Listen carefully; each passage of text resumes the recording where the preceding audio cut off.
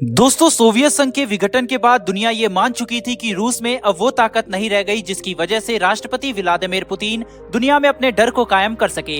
लेकिन जैसे ही रूस की सेना ने पहले ही दिन यूक्रेन पर हवाई फायर किए, पुतिन के फौलादी इरादों के सामने अमेरिका और नाटो देश भी बुरी तरह से डर गए।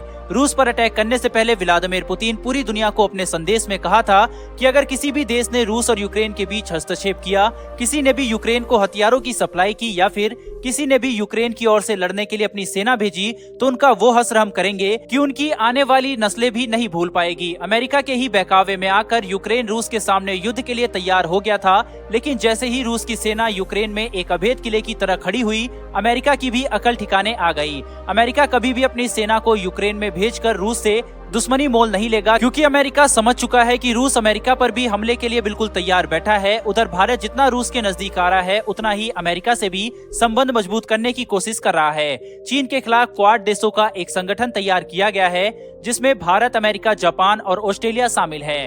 भारत इस संगठन को मजबूत करने की कई पहल कर चुका है, तो उधर अमेरिका एक अलग ही संगठन ऑकस का निर्माण कर लिया है, जिसमें अमेरिका ने भारत को शामिल नहीं किया है।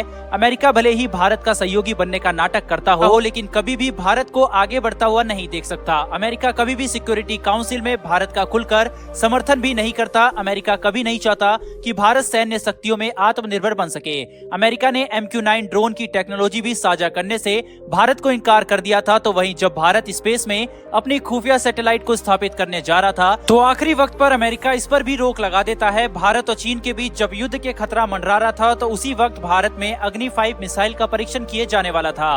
उस वक्त भी अमेरिका चीन के साथ अग्नि 5 के परीक्षण के प्रतिबंध की ओर झुकता हुआ दिखाई दिया था। जो बाइडेन भले ही भारत के प्रति अपनी दोस्ती की मिसाल पेश करते हो, लेकिन उनकी मुस्कुराहट के पीछे एक अलग ही राज छुपा हुआ है। अमेरिका कई बार भारत के खिलाफ खुलकर विरोध किया है और जहर उगला है। अमेरिका कभी नहीं चाहता कि भारत की भी स्पेस में मौजूदगी हो। अमेरिका कभी नहीं चाहता कि भारत के पास अंतर महाद्वीप बैलिस्टिक मिसाइल हो। अमेरिका कभी नहीं चाहता कि भारत परमाणु हथियारों का निर्माण कर सके। साल 1992 में भारत पहली बार अंतरिक्ष में छलांग लगाने वाला था, और छलांग लगाने के लिए भारत को दरकार थी क्रियोजेनिक तकनीक की। 1992 में जो बाइडेन अमेरिका के सीनेटर हुआ करते थे, उस वक्त भारत को अंतरिक्ष तक अपनी रॉकेट को भेजने के लिए क्रियोजेनिक तकनीक की जरूरत थी। तो भारत ने अपने सबसे सच्चे दोस्त, उस वक्त के सोवियत संघ के विघटन की मार झेल रहे रूस के स्पेस विभाग से क्रियोजेनिक तकनीक की $25 करोड़ में डील की थी। लेकिन अमेरिका भारत और रूस के बीच एक विलन की तरह खड़ा हो गया था, और किसी भी कीमत में रूस से क्रियोजेनिक तकनीक भारत को नहीं देने दिया। और यहाँ से भारत अंतरिक्ष विज्ञान में कई साल पीछे चला गया।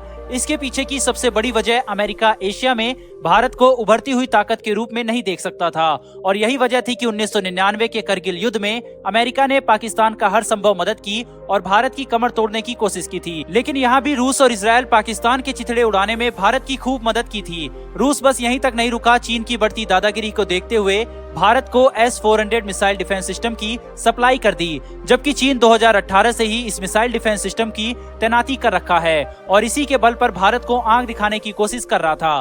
तो रूस चीन की परवाह न करते हुए भारत को चीन से भी ज्यादा अपग्रेडेड वर्जन के S-400 की सप्लाई कर दी। मौजूदा समय में रूस और यूक्रेन के मुद्दे में दुनिया के कई देश यूक्रेन के सहयोग में आगे कदम बढ़ाने की तैयारी कर रहे हैं, तो वहीं रूस दुनिया में अकेला पड़ता जा रहा है। भारत जिस तरीके से रूस से कई बार इस क्राइसिस के बीच में फोन कॉल पर बात कर चुका है, यह भी अमेरिका को बहुत अंदर तक दर्द दे रहा है। अमेरिका चाहता है कि भारत यूक्रेन के मुद्दे पर अमेरिका का सहयोग करे और उस पर लगाए गए प्रतिबंधों को सपोर्ट करे। इतना ही नहीं, अमेरिका चाहता है कि रूस से भारत ने जितनी भी सैन्य डील करी है, सभी को कैंसिल कर दे। वहीं UN जनरल असेंबली में 193 देशों द्वारा वोटिंग की जानी है, और इसके लिए बाइडेन चाहते हैं कि भारत रूस के विरोध में वोट करे। भारत रूस का सहयोगी होने के कारण हमारे वोट की अहमियत काफी ज्यादा बढ़ जाती है। बाकायदा इसके लिए यूक्रेन के राष्ट्रपति ने मोदी से UN में सहयोग करने की मांग भी की है। यूक्रेन में जो हो रहा है यकीनन वो काफी ज्यादा दुखद है। वहीं अगर भारत रूस का विरोध करता है, तो अपना नेशनल सिक्योरिटी को हम दांव पर रख देंगे, क्योंकि 60% से ज्यादा हथियार हमारे पास रूसी हैं,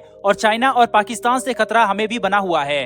भारत को पता है कि उसे अपनी लड़ाई खुद ही लड़नी है, और अमेरिका इसी तरह हमारा भी साथ छोड़ देगा। इसीलिए भारत इस मुद्दे पर इमोशनल नहीं, बल्कि अपने नेशनल सिक्योरिटी वगैरह को देखकर फैसला ले रहा है, और कमाल की डिप्लोमेसी पेश कर रहा है। दोस्तों, आपके हिसाब से क्या भारत न्यूट्रल रह के सही कर रहा है, या फिर हमें खुलकर रूस का समर्थन करना चाहिए, या फिर यूक्रेन का समर्थन करना चाहिए? अपनी राय कमेंट बॉक्स में जरूर लिखकर बताएं, और अगर चैनल पर पहली बार आए हैं तो चैनल को सब्सक्राइब करके बेल नोटिफिकेशन को ऑन कर लें। फिर मिलेंगे ऐसी एक नई वीडियो के साथ। धन्यवाद। जय हिंद।